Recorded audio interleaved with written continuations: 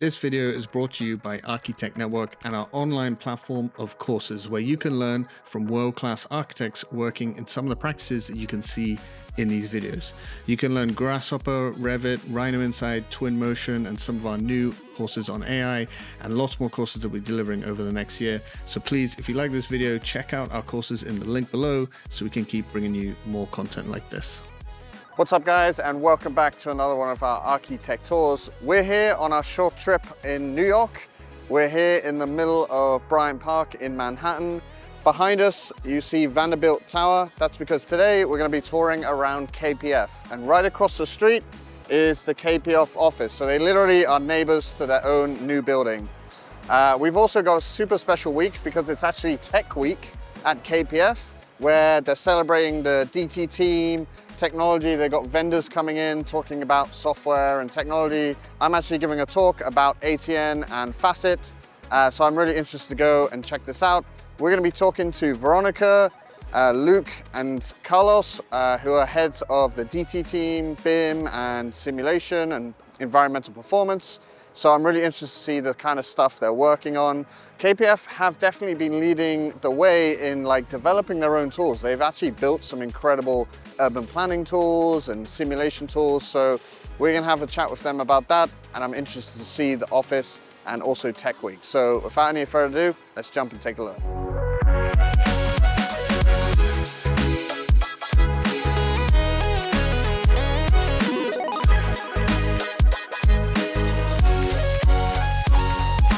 All right, guys, we're here inside KPF and we're joined by Veronica Quintero, you're head of BIM here. Yes.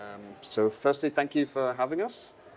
We're super excited that you're here. We watch all of your videos, so we're excited to be on the ATN tours. Yeah, we're excited to look around. The office looks super cool. And as I said in the intro, we're super lucky that it's Tech Week today. Yeah. And we hit gold with that. So yeah, totally. Maybe explain what is Tech Week? What Sure. is it that you're hosting here? Yeah, so Tech Week is a technology type of event that we do every year. And really our goal was to bring awareness to the office around all of our technology and make it feel like you're at a conference. Not everyone gets a chance to experience a technology conference. So this was a chance for us to energize, bring that vibe, have people attend workshops, try out VR headsets, go to vendor booths, get swag, prizes, giveaways. So it was really an exciting time for us. And we started back in 2020, right before the pandemic. So this is actually our first time back in person. Oh, right. Yeah, so we're really excited. Cool. And it's a global event. We also do it in London. So we do stream some of the sessions there in New York and vice versa. Right.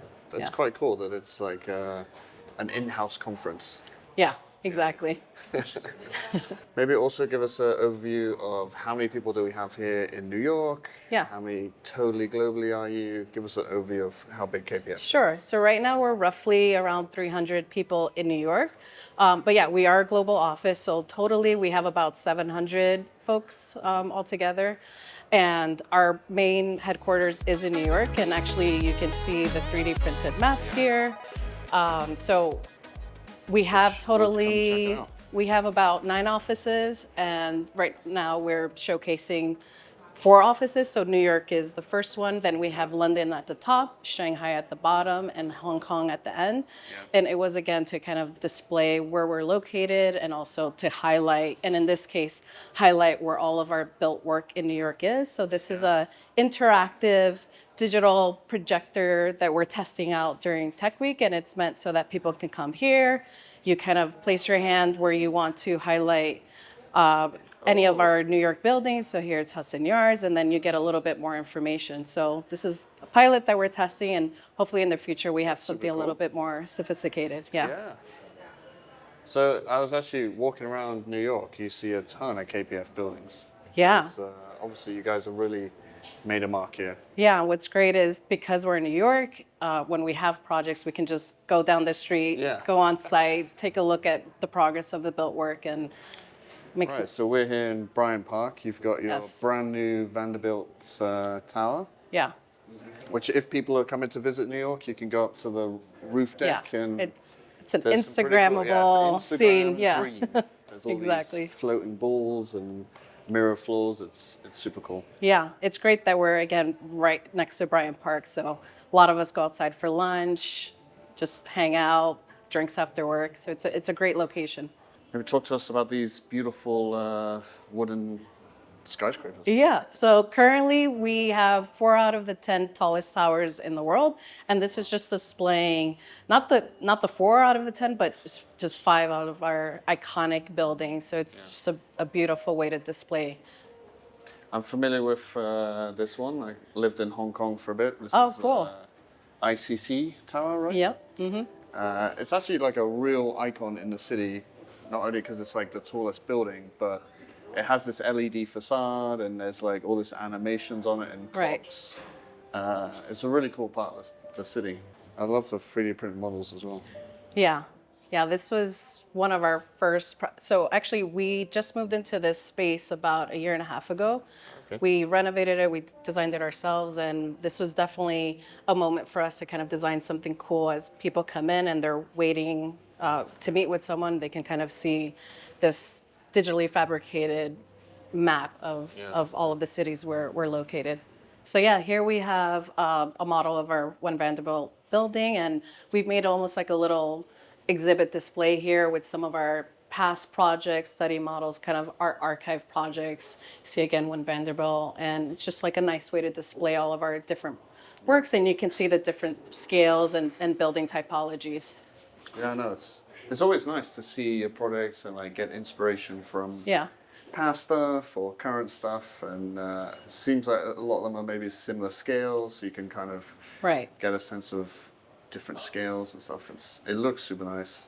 Yeah. Of Now course, this is your next door neighbor we talked about before, right. but yeah, again, the audience, if you want to come to New York, you're somewhere up here, right? The Or maybe- summit. Yeah, I think Yeah. it's right there. It's actually 3 floors. One is the mirror floor. Right. Then there's another floor with some features, and then you can have a drink at the top. Of course, you have to when you're in New York. Yeah. Did you guys go up? Toast at the sunset. Yeah. Yeah. Have you been up there? Yeah, a few of us have been up there for KPF sure. party up there? We haven't yet, but we hint of it every year. Topping out Yeah. party. That's a really cool building. And yeah, I was in New York and saw it go up, and then I've left. And Oh, now wow, cool. come back and seen it finished. So Great. It's Full pretty cool. circle. Yeah. Yeah, so this was obviously done in Revit as well. And we use adaptive panels for this. This is almost one of our, and this was before Rhino inside. So we were using Dynamo at the time to build all of the panels and make them parametric. Yeah, but it's again like those ones in Revit where maybe the building is slightly tapering. the tapering. You've also yeah. got triangular panels or like Exactly. Yeah, 3-point panels. Yeah, that's where it looks from far. It looks like a simple, BIM project, but yeah, when you get down to the details, there are some intricacies that make it a little bit challenging. Yeah, so this is our 3D model gallery library of sorts, and we basically showcase all of the different techniques and materials. It's a good way for people to explore what capabilities we have in the office, and they can come, they can touch. So we use our different tools to kind of explore techniques, material, color, and they each have different cards so that you can ask the team more information on how it worked, what they used it for, how was the client's reaction. But yeah, it's been pretty great. It's really cool. These are cool like facade samples. Yeah. Do these give you? Do you have these like in Revit families or in the Revit realm as well? Or? We don't, but we have them in the Rhino world. Rhino world. Yeah. Okay. Yeah. Yeah. No. Some of these, like the ones that are furniture and facade pieces, they are in Revit. Yeah. But some that are more exploratory, crafty. More like in yeah. that space, and then you Exactly. can bring them in.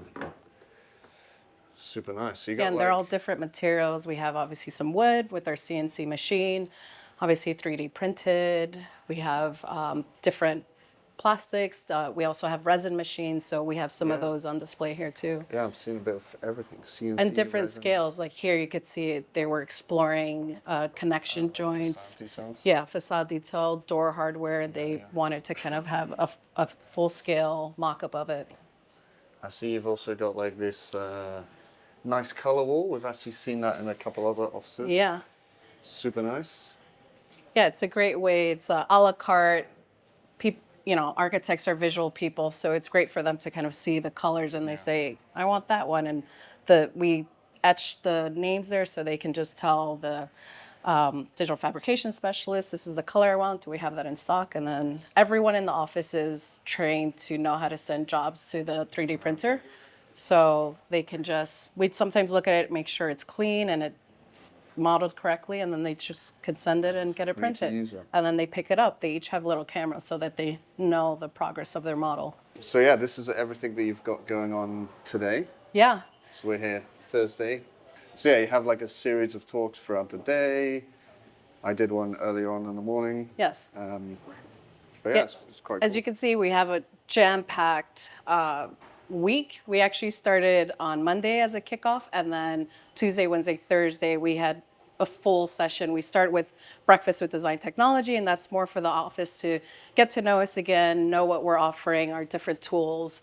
And then we have short sessions right after where people like you, industry experts, are talking about different topics, AI, VR, digital design. And then we always have a lunch session that's usually a panel style session where we also provide food. And then we end the day with vendor booths and VR demos. Yeah. Yeah, so this is one of our studio spaces. We have 4 quadrants on this floor, and it's a typical floor. It's open office. All of the principals have their own kind of pods, but it's open door, so anyone can come in. They have meetings in there, and yeah, everyone has one large monitor, laptop for remote access, easily take home and bring in. And it's super collaborative, and it makes it easier if people need to move to other projects. They can easily just take their laptop, go to another studio section, and Is this corner like one product or a few products? Or? So we don't really have the traditional kind of studio type departments or program types. It's driven by what principal you're working with. Okay. So wherever the principals are located, if they're managing that project, that's where the team essentially sits. So yeah, this is actually a newish project we're really excited about. It's all in BIM. It's a project in Miami, One Island Drive, and we're currently in CDs. But yeah, this is one of our interoperability projects because the balconies have. I was going to say the balconies. Yeah, they're tapering in and out, and it's all based on making sure we have the full square footage we need for each floor. So we used Rhino Inside for this project. Brought it into Revit, and the team is doing so we have full service on this. So this is a residential project. There's also different amenities in the building. Yeah, it definitely looks like one of those products you need a bit of Rhino Inside magic. Yeah, and this is one of the projects that pretty much our whole design technology team has been involved. So BIM, computation, digital fabrication. We've done a lot of 3D printed models to kind of explore the different shapes, a lot of study models. And then obviously our sustainability team was also involved in this project. So it's been great. Yeah, you can see there's clearly shading going on the facades, computation, some BIM magic to get it. It's right on the water, so this is going to be prime real estate for sure. Yeah, so this is just another kind of gallery gathering spot that we have as well. So as people come visit, they can sit here and wait.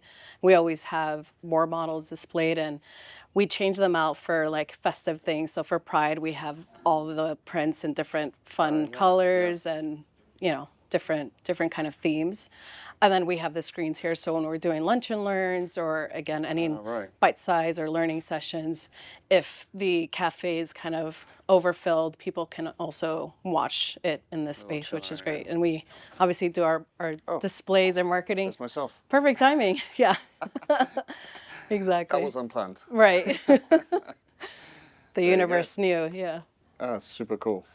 So yeah, we have about 21 3D printers, 3 are resin, and they pretty much run 24 hours. Yeah. Again, everyone knows how to use the printer, so people are always sending jobs. They kind of treat it like study models, send the job, look at it, have meetings, throw it out, send another one.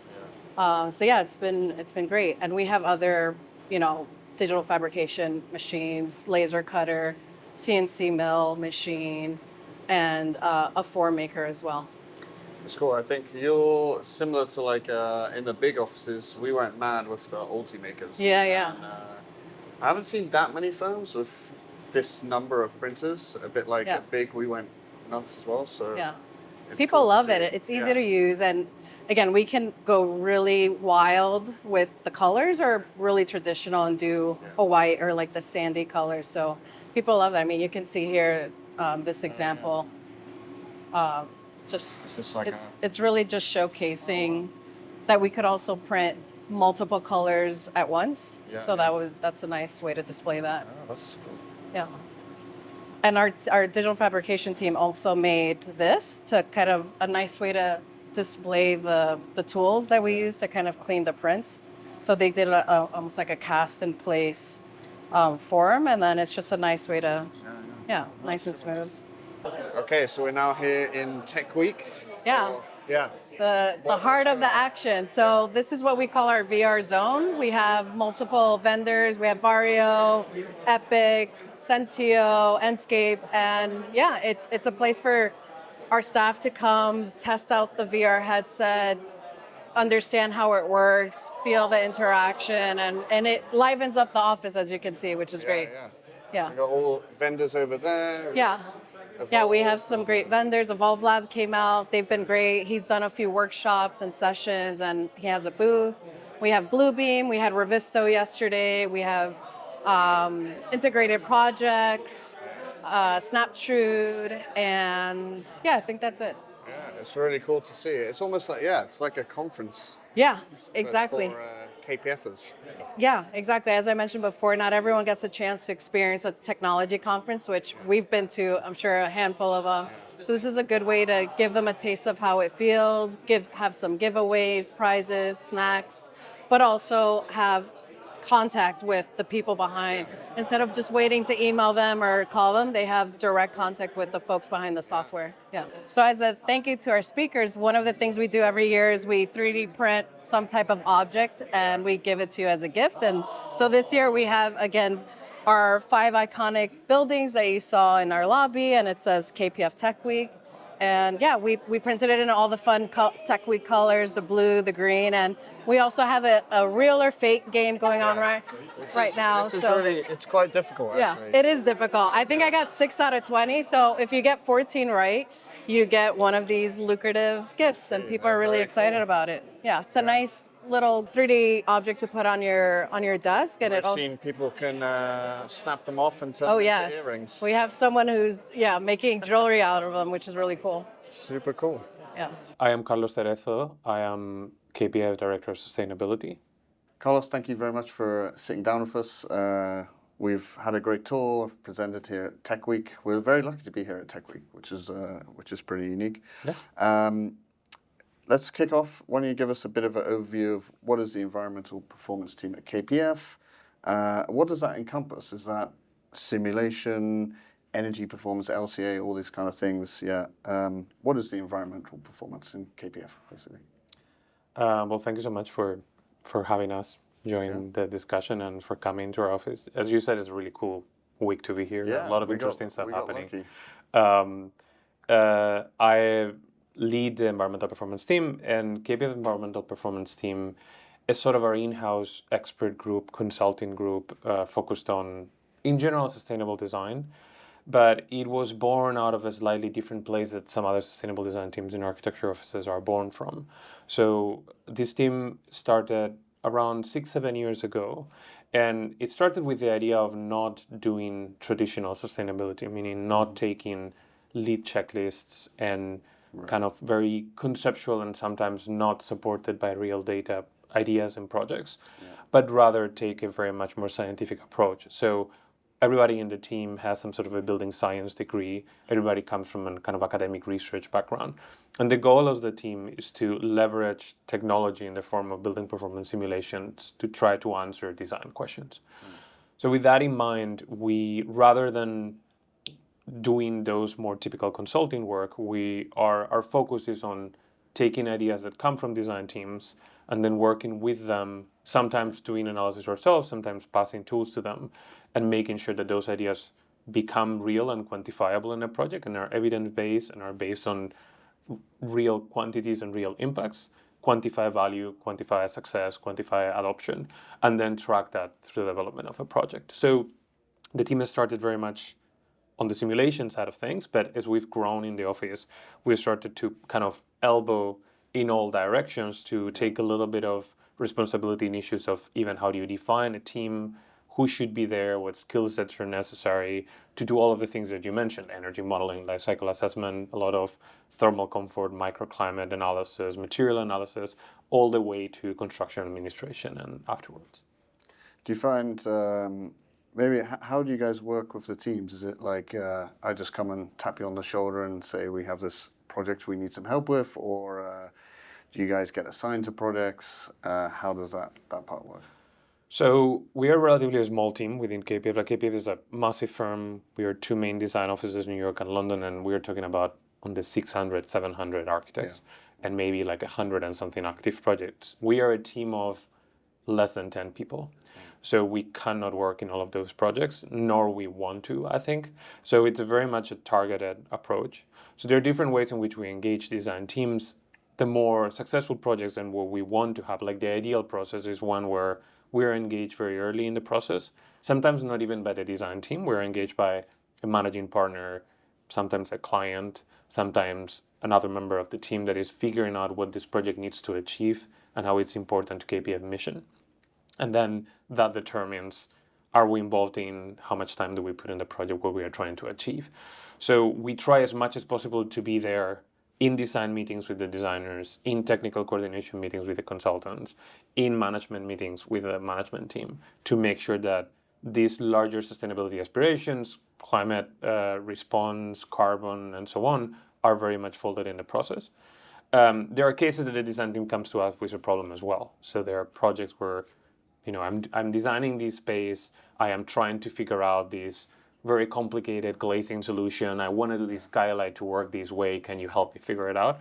Those are really cool problems to solve. But the ideal scenario is one where our work and kind of our more advanced technical knowledge is embedded in what the project is trying to achieve. So I guess like in a dream world, you guys are integrated from an early stage. Yes. Because I know I've worked in some firms where like, this environmental stuff is like a post-rationalization. Right, yeah. You guys really want to get in that early stages, right? So you can actually form the projects. And it's the only way that we can prioritize our time and achieve other things, right? So we want to be able to spend time researching solutions, developing new tools. There's no way of doing that if we were to have to respond last minute to every project. Yeah. So the aspiration is to be really early in the process. And it's kind of a funny, I come from a background in architecture at some point, but then academic research and scientific research. So our team has worked a little bit like almost like an entrepreneurship type of effort where we're like figuring out what is the space that we occupy in the office and how are we most effective, right? So every year I feel we try to go further back and back. So we started saying, we need to meet really early with the design team. And then we realized, no, wait, that's not enough. We need to meet in the competition, right? And then it was like, that's not enough, because at that point you might have already lost the forming of the team. So now we are writing scopes. We're writing contracts to figure out, how do we make sure that when the project happens, it is codified that all of these analysis and all of these technologies, there's time and fee to use them. Yeah, that's a great point. And even further, now and this is something really exciting, we are starting to require for every architect at KPF a minimum training in some of these concepts. So you're trying to get even earlier in the process and make sure that when a design team comes to the project, they already know enough that they can ask the right questions. All right, so as the tech nerds here, we're really curious, like, what are you guys using tools and technologies within the team? Like, whenever I hear of sustainability teams, I see 90% of time is in Ladybug, Honeybee. But yeah, what are the kind of bread and butter tools, and do you use tools like Ladybug and Honeybee? But I know you guys also make sort of your own tools as well. Yeah. So we use all of those things, right? I think that our goal is to exist in a space where we are sharing the same design platforms that architects are. So if our architects are working in Rhino and Grasshopper and in Revit and BIM, then that's where we exist as well, right? So we are using tools on those platforms, Ladybug and Honeybee, you mentioned, as on the open source a little bit side of things. More expert tools like Climate Studio or directly Energy Plus for energy modeling, or all of the suite of tools that is growing up now out of the whole lifecycle assessment world. Yeah. So we use all of those things in different capacities.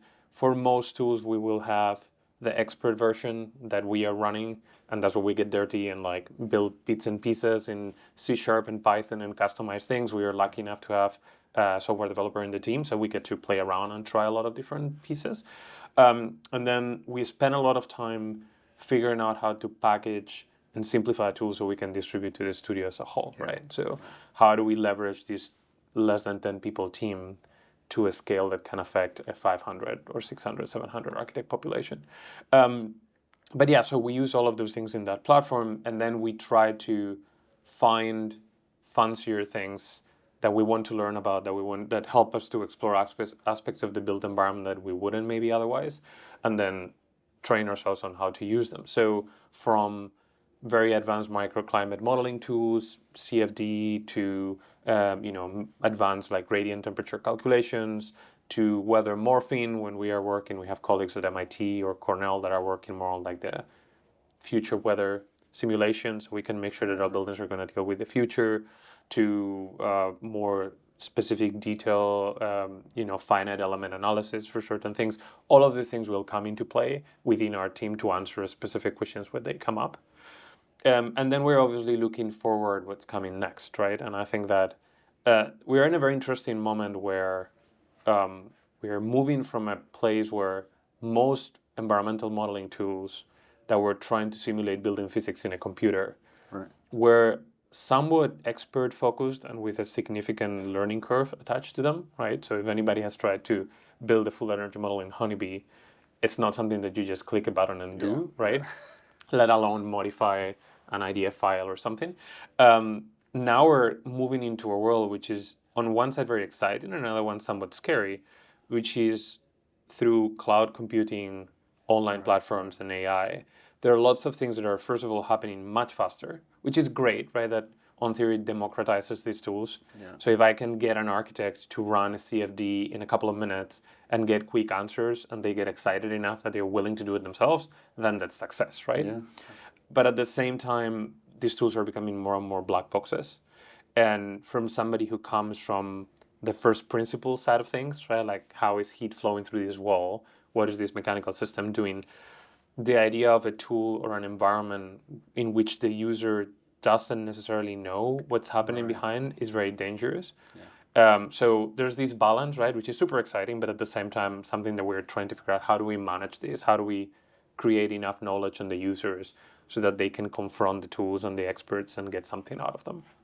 That's a great point, because I always talk to like simulation plugins or platforms, and they don't show you how it works, so then you can't really trust it. Yeah.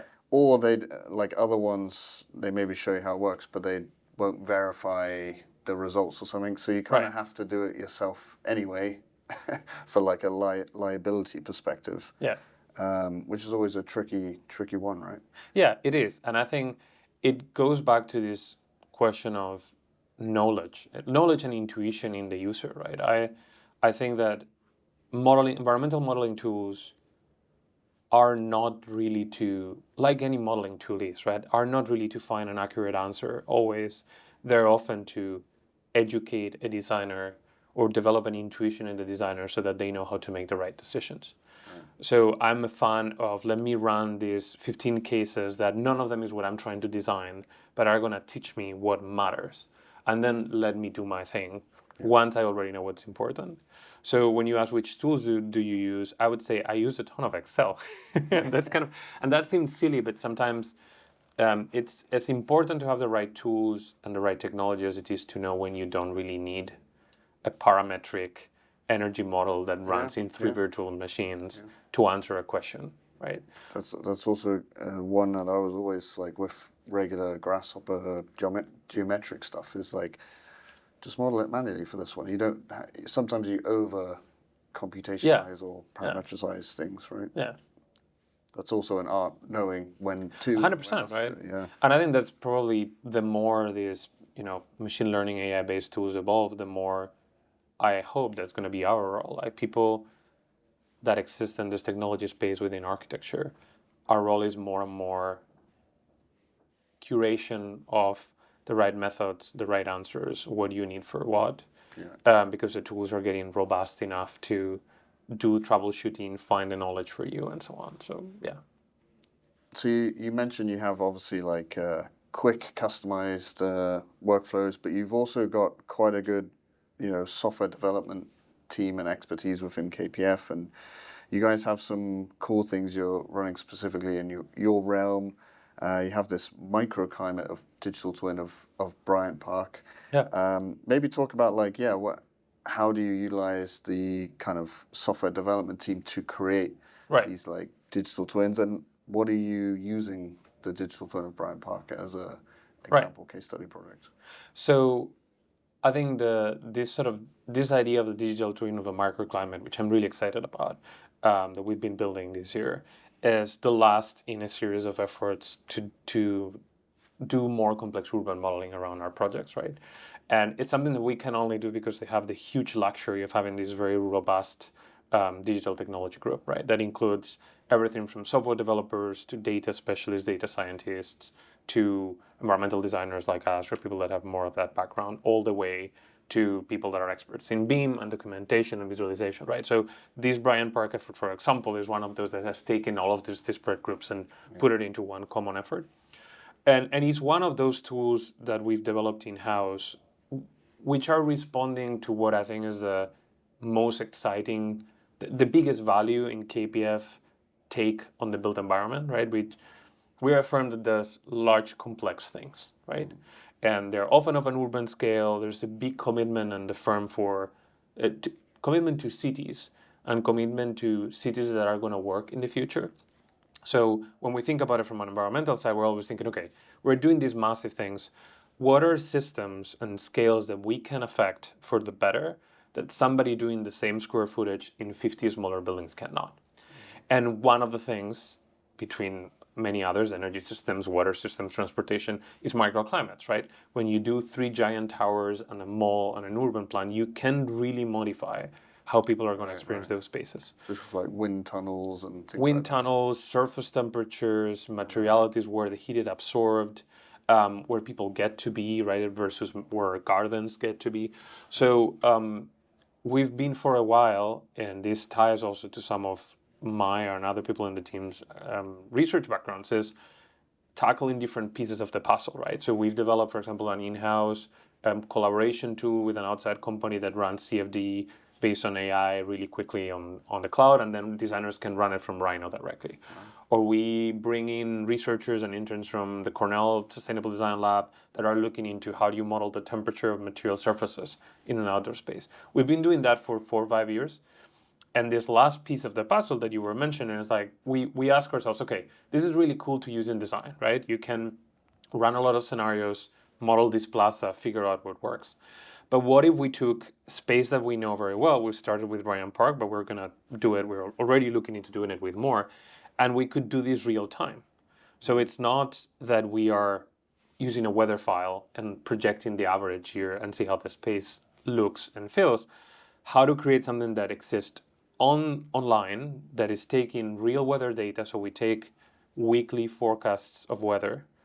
And then we take that information, which is at the city scale or the district scale, and then based on that, simulate the park every 15 minutes. Wind, surface temperature, solar radiation, everything. So that we have a real online representation, how the park is going to feel now, how the park is going to feel in an hour, which are the areas that are more comfortable.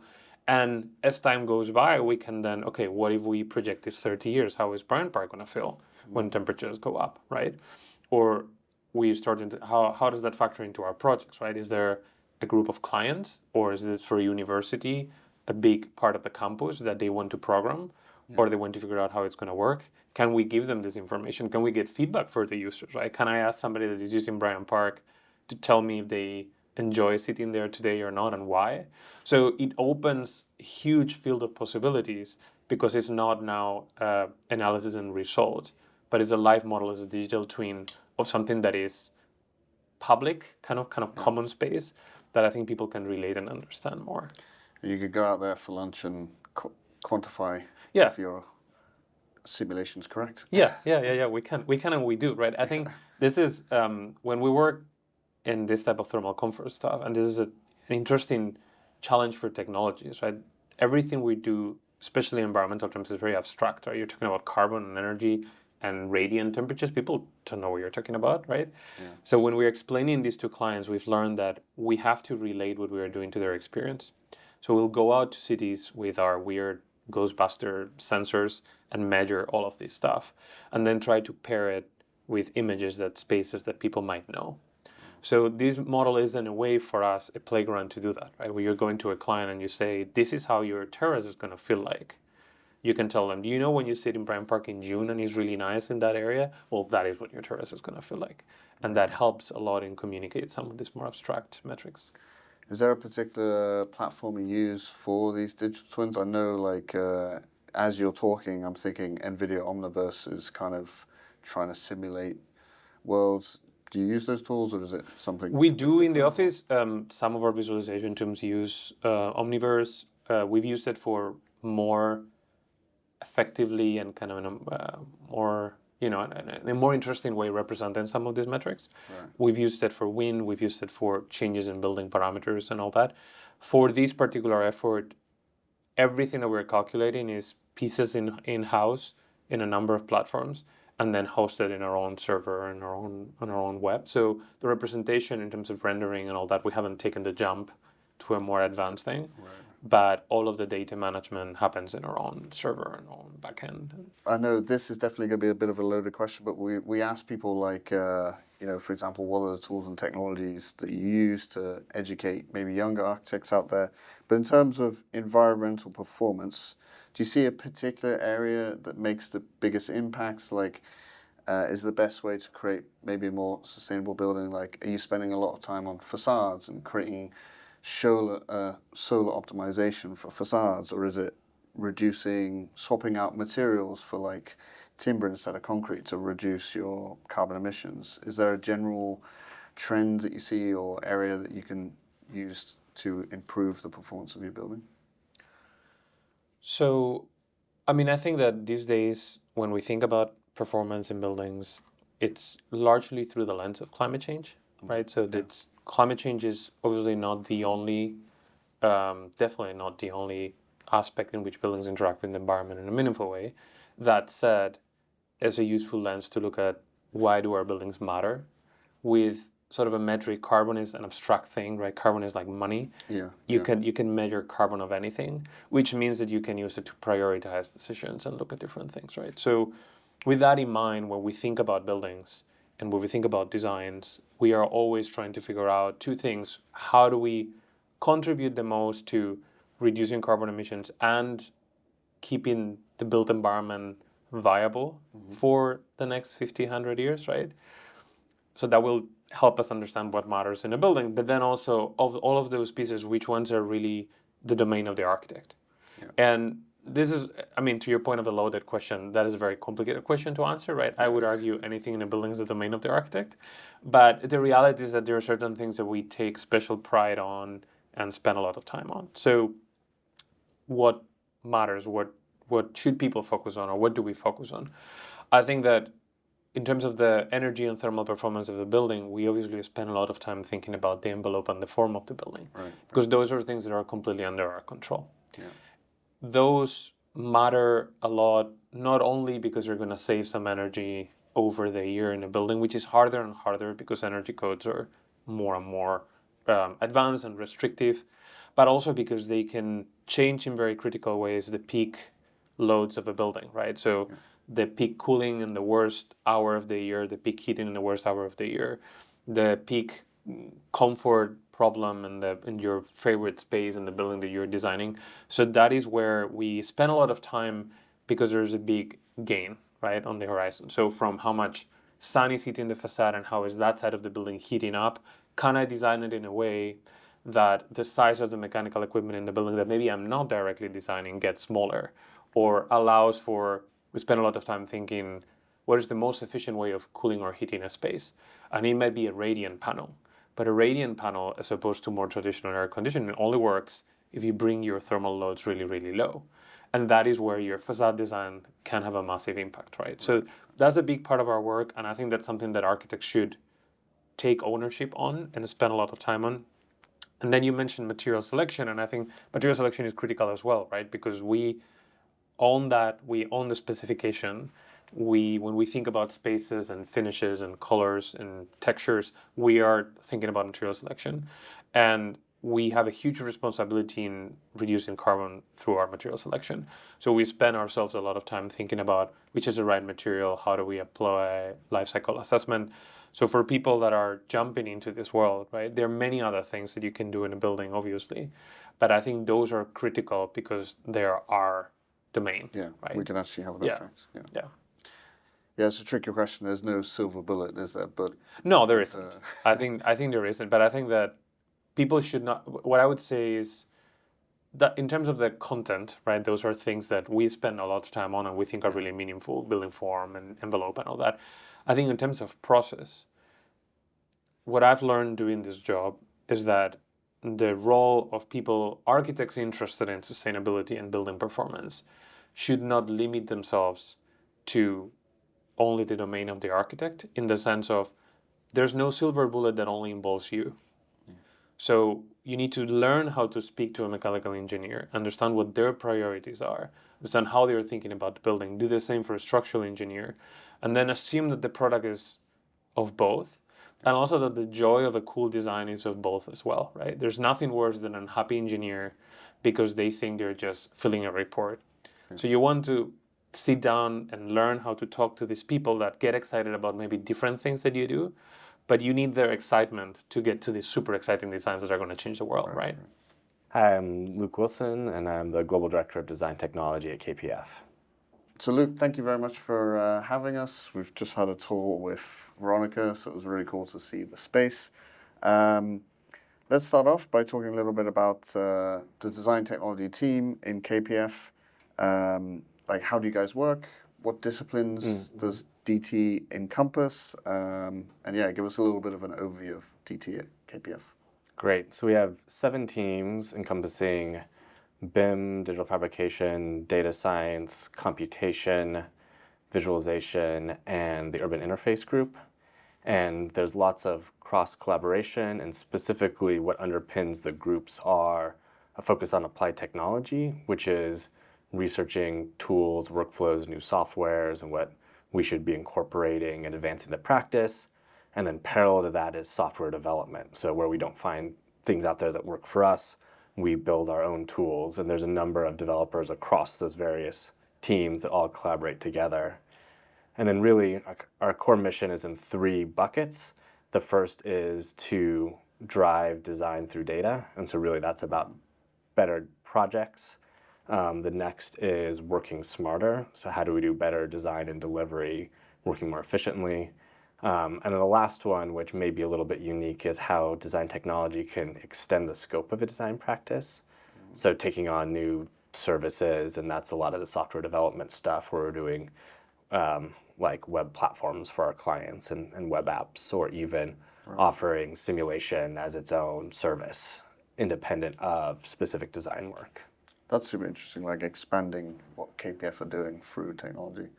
Yeah, and that's been an interesting theme of design technology, which may be a little bit different, is early from the start, at least for the urban interface team, environmental performance team, heavily evolved in new business pitches, which is also part of that extension. And so it's tying like the value of design technology directly to the value proposition of our clients, which I don't think always happens.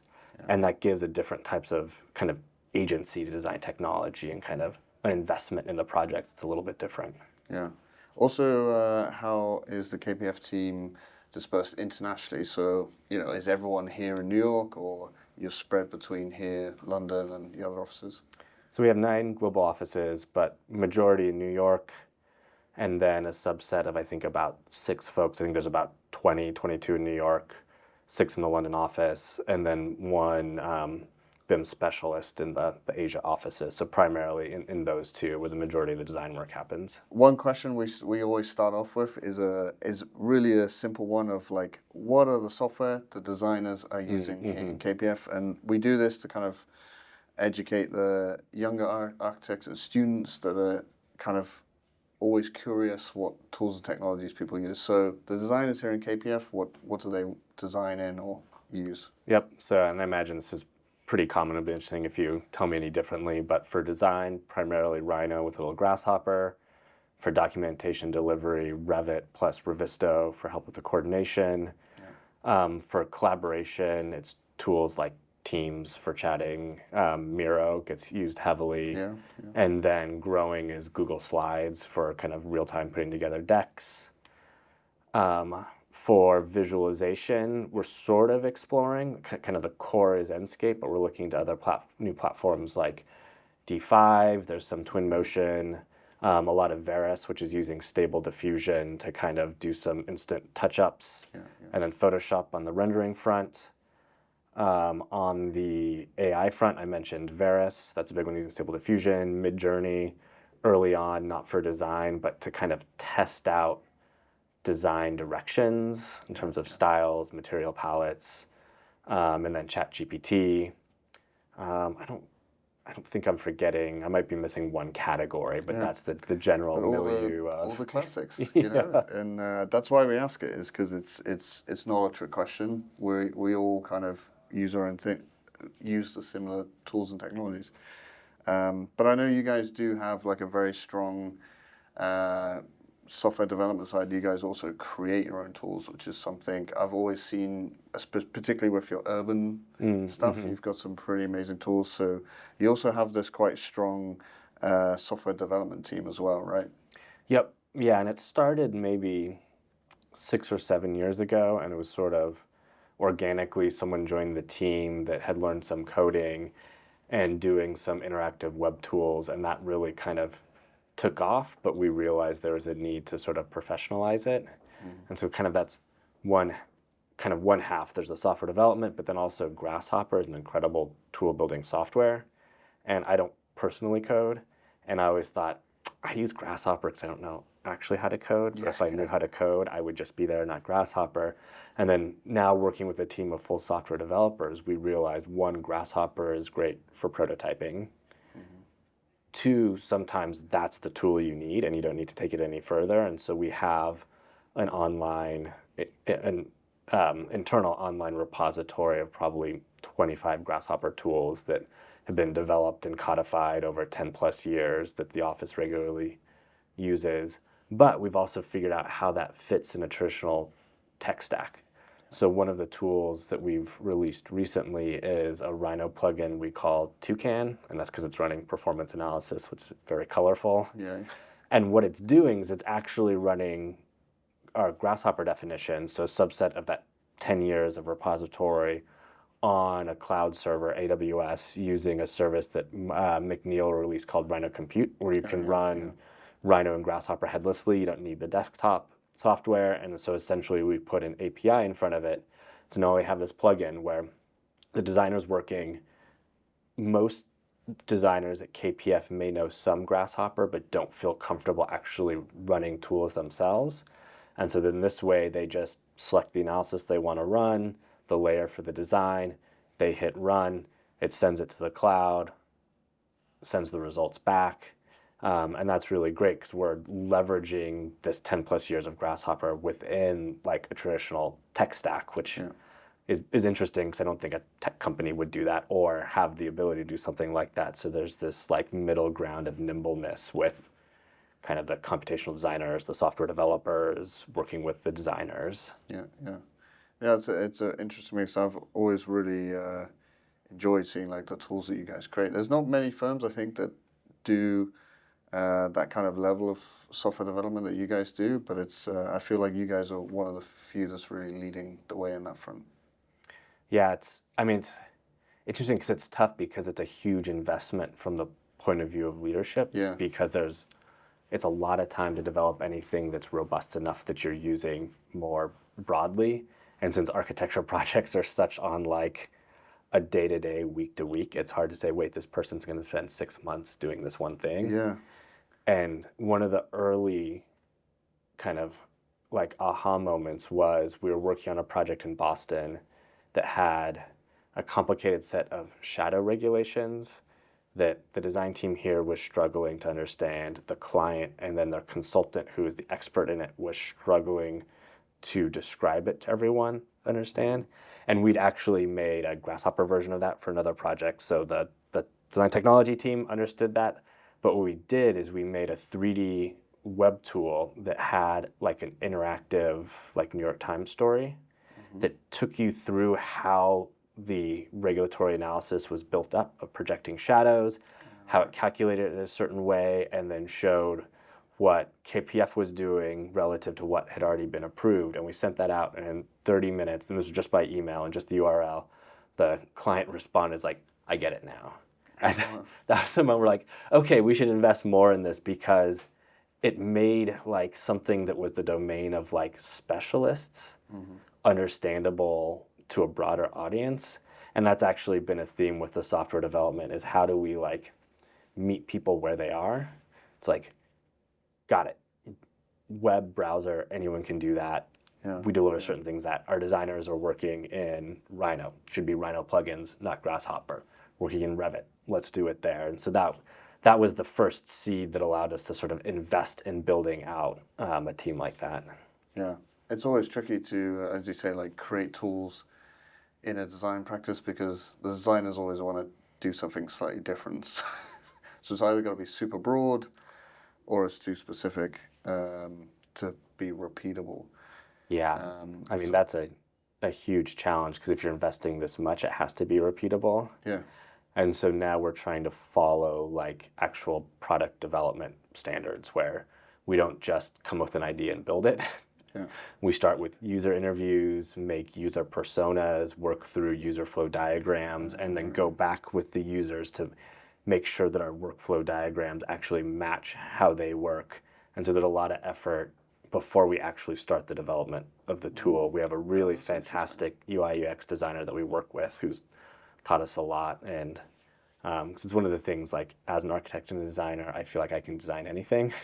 So when it came to UX design, I was like, got it. Yeah. And then after working with this consultant we found, I was like, I don't got it. And it's a whole other discipline, and it's really helped the adoption of our tools because there's a thoughtfulness of how people are using it. Because we're competing with like an iPhone and apps on that. It has to be that easy to use. Yeah. Would you ever make these tools available outside the office? Is that something you guys have looked into, or is it at the moment it's all in-house tools, right? Yeah, so it's all in-house tools. Any of the like the web maps are sort of, those are just publicly available, but it's for a specific use. Certain things like Toucan that I described, because there's a cost to running the cloud service, I don't think we'd ever make it publicly available. I don't know. Part of it is like, is the value proposition worth the effort it takes to support something at the consumer level? And we haven't really landed there. Like, we can support a market of 650, but if we multiply that by 100, it's a little bit different. Then you become proper software developers, Yeah. So it's a fine line, isn't it? Yeah, and hopefully for the software developers on the team, this is exciting because they get to work on more projects and have more of a direct impact than if they were working on one feature of a large product at a tech company for 2 years, and this is this tiny thing. Yeah, so I think you, from what I understand, come from a bit of a computational background, and you seem to have an interest in data-driven design, and I also know you're heavily involved in the KPF urban interface side, which is always something I actually saw you guys doing and leading the way. In my mind, that was always like a holy grail of computation, is like, I've tried to dabble in bits of this, but like urban generation and stuff like that. So maybe unpack a little bit about what is data-driven design to you, and what is the urban interface tool? What do you use it for? Does it generate a city, or give us a bit of an overview? Yeah, so from my perspective, data-driven design is establishing kind of goals or desired outcomes, and that often comes working with the design team and the client.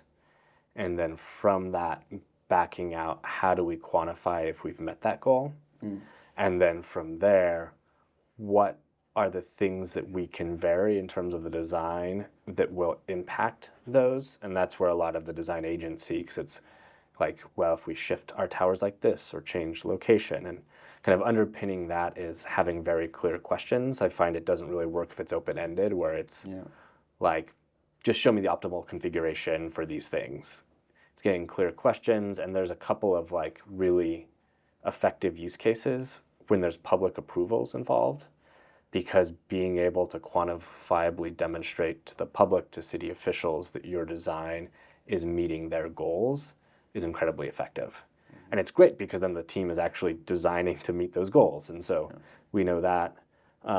Another one is when there's a set of constraints that are really impossible to solve manually. And oftentimes there's some like setbacks and height limit and an area target that like you just can't quite fit. And so in that case, it's using, I guess there's two things. There's data-driven design, which is really the performance modeling. Then there's creating the computational design spaces where you're testing combinations of options. And like the performance modeling can happen independent of that, but it also often happens with it. And solving the tough problems, you're setting up a procedural model where you're testing dozens or hundreds of variations to find kind of a sweet spot. And that's sort of kind of it at a high level. Like my entry into it was in school. In 2007, I had in my intro to drawing course, the morning of one of them introduced Grasshopper, and I was like, all right, that's my thing. I did initial design on it, got destroyed in a crit. And so I spent the rest of the semester learning it until I felt like I had enough control to present it. At that point, it was still very formal in terms of what I was using it for. And then there was a moment in another design critique where I was getting frustrated in the design arguments, and I wanted data, and I wanted to be able to quantify why my design worked in a certain way, because it all felt very flimsy in terms of the feedback. And so that brought in the performance side, and then I'm also very lazy. And so I'm gonna find the most efficient way to do anything. So Grasshopper, good Rhino display settings, so I don't need to render anything. All of those things. And so those sort of laid the groundwork. And then when I first started here, it was based in that. And then at the scale KPF worked, realizing that a lot of it were urban problems. And that's really hard to approach in this way because you can't vary each building independently within a master plan. And so the real breakthrough was figuring out a procedural modeling approach where we're not varying every single building independently, but we're varying block size, street grid. We're coming up rules for density distribution or testing different building types. And it was kind of the procedural rules, which is actually great because that's where you as a designer have to take more agency, because you have to design those rules and your expertise as the architect has to come through those. And so that was kind of a real breakthrough where we could handle doing a full computational design model at the urban scale. It was the procedural generation. And then Grasshopper being so nimble to create custom analysis to meet the kind of needs of the context and client. How do the guys in the designers use the urban interface tool? Is it like a way to test design and they bring it back into their design spaces, or how does that work? So there's kind of two ways, and kind of the urban interface tool is really this sort of workflow around Grasshopper with sets of kind of performance analysis tools we've codified, and then getting it into our web platform Scout, which is to explore 3D models with data, is sort of the like all-encompassing. So there is no like singular standard tool. So it's either the start of a project where the design team is really looking for some footing, where they want some data-driven approach in terms of layout orientation to get started, or we're a little bit further in, and then that gets to those three buckets that I talked about before. There's regulatory approvals, and they really need to design to meet those. they have a very specific question. Okay, should I put density here, here, or here? And we can quantify those, or we can't make it work. Yeah. Let's make it work. Which is valuable at the beginning. Yep. Yeah. This is not a good idea. I can't fit it. Let's go this way. Another key thing with both you and Carlos is that you have quite a strong connection to academia. You're both currently teaching at is it Columbia and MIT? Yep. Him at MIT, myself at Columbia. How do you balance that world of academia and being in practice, and how does it strengthen what you guys do? Often you see a gap, between university and practice, but it seems like you are kind of blurring that. So yeah, how does academia play a role in what you do? Yeah, it's incredibly useful because I've been teaching for about 12 years now, and on one side, it's really great in terms of the talent pipeline because they're learning the tools and workflows that we're doing, but at the same time, it makes sure that I push myself, at least within my realm, which is like my technical expertise is computational urban design and Grasshopper. Yeah. It pushes me to push that because I don't want to teach the same thing every year. That's boring.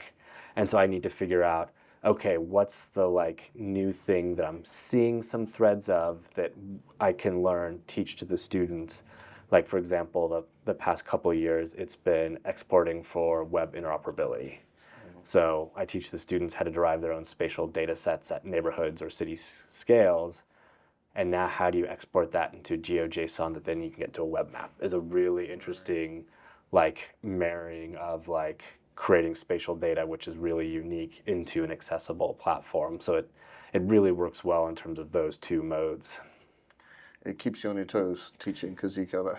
It's really good. Yeah, as I get further up in my career, I get more and more distant from. It keeps you on your toes, and it's also a great, as you say, it's a talent pool. Yep. I think it's sometimes underrated, that connection. Yeah, which is really useful.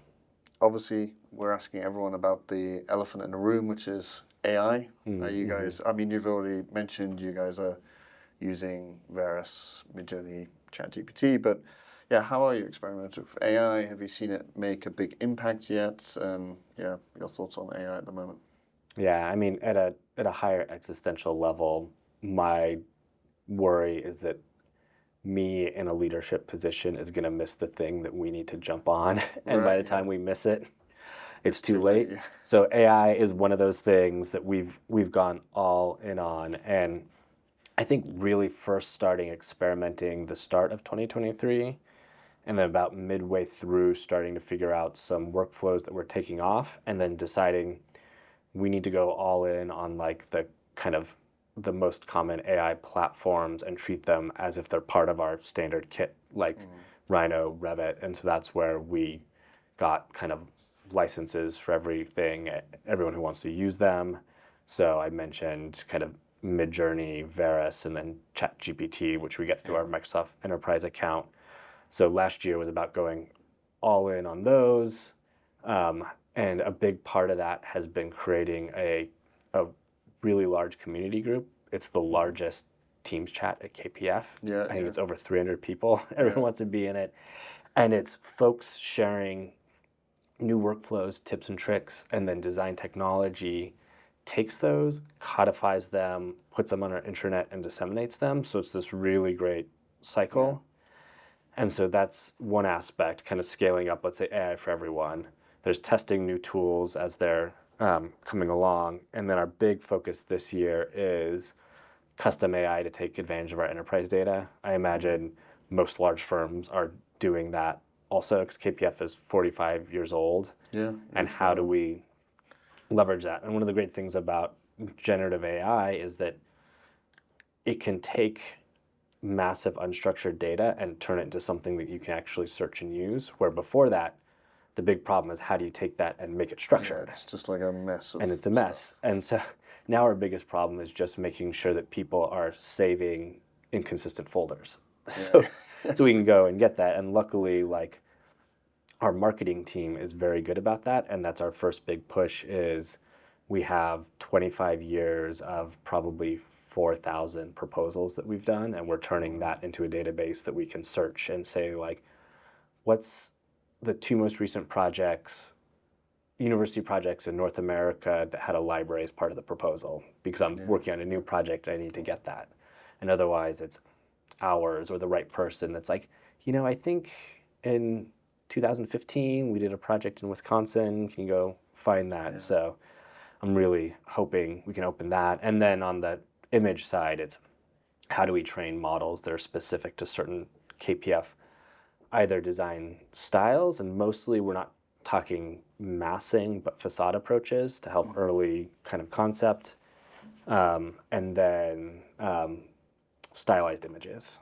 Yeah. So Stable Diffusion and Veris is very good at stylized images, but we want to create kind of something that's closer to certain KPF graphic representations. So you mean like rendering essentially rather than generating ideas in that scenario? Yep, exactly. And even like maybe more on like stylized, like sketches. I see. Yeah, and I guess one thing when the like Midjourney and the image generation started, there was a couple months of like is AI taking over design for us? Yeah. And I'm sure other companies were having that discussion. It was amazing how quickly we moved past that in terms of this is how it fits into our workflows, and it wasn't, is it designing for us? This is how we use it, which was really fantastic to see. I think that's definitely a recurring theme. It's not like taking over the design process. It's amplifying the design process by like quickly rendering something or, Although that being said, AI is changing so fast. I'm not going to say that that's how it's always going to be, because I in 6 months and 3 months, you never know. Yeah. So if you're watching this in 6 months or 3 months and this is wrong, you know that I put that disclaimer. It could be. We got a few to edit. So. Okay. Another question we like to ask people, and particularly with your background in academia, what do you look for? Advice for young architects like want to get into the DT space or come here and one day work in your team? What kind of thing do you look for? So I guess maybe like one step back in terms of general advice for architects. 5 years ago, if you asked me, I'd say everyone should learn either some Grasshopper or coding. Yeah. And I no longer think that. I think specialists on design technology teams should learn that, but general architects should more develop an attitude about adoption and being willing to try new things. So the specialists can develop the new things, they can bring it in, but there's like, yeah, sure, I'm going to try this new tool. I think that's incredibly useful. Open-mindedness to new things, yeah. And then moving, if you want to move on to like a design technology team, there's developing a real strong technical ability in the thing that you want to do, whether it's BIM, digital fabrication, visualization, computation in terms of Grasshopper. But I don't think that's enough. Generally, it needs to be paired with two other things. Yeah. One of them is some sort of subject matter expertise, some sort of focus. So like for me, that was the urbanism. I paired Grasshopper with urbanism, and an early thing that gave me agency at KPF was coming in and building Grasshopper versions of complex New York City zoning regulations. So it was the combination, it wasn't just Grasshopper for Grasshopper's sake. Right. And then the third thing is an ability to present and represent clearly and graphical excellence. Because it's so easy for these things to fall flat because they're very complex, and you need to be able to present them in a way that a client, a city official, a designer can understand. And so like when I'm looking at portfolios, I don't just look for technical competence. I look at, is this represented in a graphically excellent way? Can I understand it? And those sort of three things together. 2024, another question we ask everyone is a lot going on. 3D printing, game engines, the rise of AI. Is there anything you're particularly excited about looking towards the horizon? So I guess there's two things. There's a kind of a broader trend and then an internal trend. And the broader trend, talked about a little bit, is custom AI to leverage our enterprise data. Right. It seems like the models and our ability to execute them are actually at the point where this is something we can do. Yeah. Like we've been talking about a mantra is we want KPF to be known as the firm that measures everything. So that's the performance of our buildings, that's the context with whom we work with, and that's our own work, being able to measure it and learn from it. So I'm super excited about that. And then internally, I'm really excited because we're at a tipping point where we have a lot of more mature software development tools we're starting to roll out. And we're taking an approach where historically, and I feel like this is pretty common, you develop a new tool, you do a learning session for your office, and you go on to the next one. Yeah. And so we're focused on how do we do adoption, how do we even conceive the tool from the start, how do we work with teams. So for example, we're using an AWS microservice called CloudWatch that allows us to actually track usage and errors. So no personal data, but we're seeing who's using what tools, so we can see what's working well. We're seeing if there's errors. So if we see an error, we can immediately message that person and be like, hey, sorry, no, it didn't work for you. Let me get in there and get it working. And so we don't want people to bounce off. So we're really working on that like awareness and adoption. And so kind of internally, I'm excited because I think a year from now, I'm hoping KPF is like no other place to work at because we've rolled out these tools, people are using them, it's really impacting how they do the work and how the designs come out.